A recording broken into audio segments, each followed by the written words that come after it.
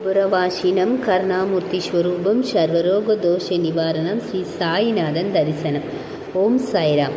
என் அன்பு குழந்தையே, நான் உனக்கு ஒரு நல்ல நேரத்தையும் நல்ல செய்தியையும் கேட்க ஒரு வாய்ப்பை தருகிறேன். நீயும் இந்த வாய்ப்பை பயன்படுத்தி கொண்டு என் வார்த்தைகளை நிராகரிக்காமல் நான் சொல்வதை கேட்க வேண்டும். குழந்தையே, உன் தந்தைக்கு உன் பிரச்சனை என்ன, அந்த பிரச்சனைக்கு எப்படி தீர்வு தர வேண்டும் என்று தெரியாதா என்ன?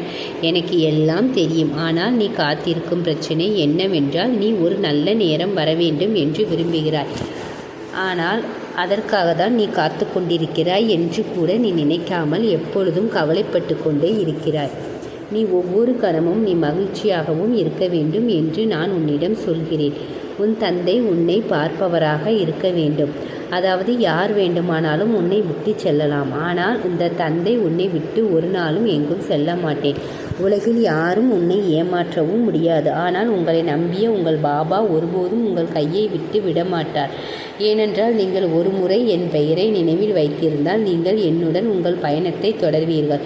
மேலும் உங்கள் வாழ்க்கையில் நீங்கள் பெற முடியாத மகிழ்ச்சியை ஒருபோதும் திரும்ப பெற முடியாது. இதுவரை நீங்கள் பெற முடியாத மகிழ்ச்சியை உங்கள் சாயி உங்களுக்கு தரும் திறன் கொண்டவர் என்பதை நீங்கள் அறிந்து கொள்ளுங்கள். நீங்கள் பாபாவை அழைத்தவுடன் அந்த பிணைப்பு என்றென்றும் இருக்கும். பல பிறவிகளுக்கு நீடிக்கும் ஒரு பெரிய பிணைப்பு. நீங்கள் நடுவில் விட்டு செல்ல வாய்ப்பில்லை. நீங்கள் சோகமாக உணரும் ஒவ்வொரு முறையும் என் அப்பா இங்கே இருக்கிறாரா, என் அப்பா ஏன் கஷ்டத்தை பார்க்கிறாரா என்று நீங்கள் உணரலாம். நீங்கள் ஒன்றன் பின் ஒன்றாக பிரச்சனைகளால் வேட்டையாடுவது போல் உணர்வது பொதுவானது.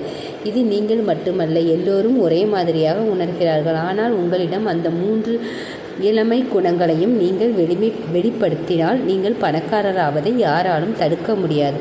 நீங்கள் உங்களை நீங்களே காயப்படுத்தி அழித்து கொள்கிறீர்கள். உங்கள் வாழ்க்கை உங்கள் கையில் உள்ளது. நீங்கள் என்ன நினைக்கிறீர்கள்? நீங்கள் இதை செய்தால் அவர்கள் என்ன நினைப்பார்கள் என்று ஏதாவது லாபம் கிடைக்குமோ இல்லையா என்று நம்மை தவறாக நினைப்பார்களோ, நான் அவ்வாறு செய்ய வேண்டுமா என்றெல்லாம் பலவாறாக யோசித்து கொண்டு இருக்கிறாய். நீ உன்னுடைய வேலையை செய்வதற்கு முன் உன் சிந்தனை நின்றுவிடும் என்று நீங்கள் நினைப்பது அங்குதான். எனவே நீ நிறைய இழப்பை அனுபவிக்கிறாய். 2வது விஷயம்தான் உன்னுடைய ஒழுக்கம். நீ என்ன செய்தாலும் அது உன் உடல் நலமாக இருந்தாலும் சரி, வேறு எதுவாக இருந்தாலும் சரி, அதை நீ ஒழுக்கத்துடனும் கண்ணியத்துடனும் செய்ய வேண்டும். அப்போது உன் வாழ்க்கை மகிழ்ச்சியாகவும் வசதியாகவும் இருக்கும். வாழ்க்கையில் அறிமுகமானவர்கள் மிகவும் முக்கியம் என்று சொல்லிக்கொண்டே இருக்கிறார்கள். ஆனால் உறவுகள் உருவாகின்றன, வணிகங்கள் நடத்தப்படுகின்றன. ஆனால் மிக முக்கியமான விஷயம் வணிகமான குழந்தை. இப்போது இதை பற்றி யோசித்து பாருங்கள். உங்கள் வாழ்க்கையில் நீங்கள் யாரை சந்திக்கிறீர்கள் என்பதை காலம் தீர்மானிக்கிறது. உங்கள் வாழ்க்கையில் நீங்கள் யாரை சந்திக்க விரும்புகிறீர்கள் என்பது உங்கள்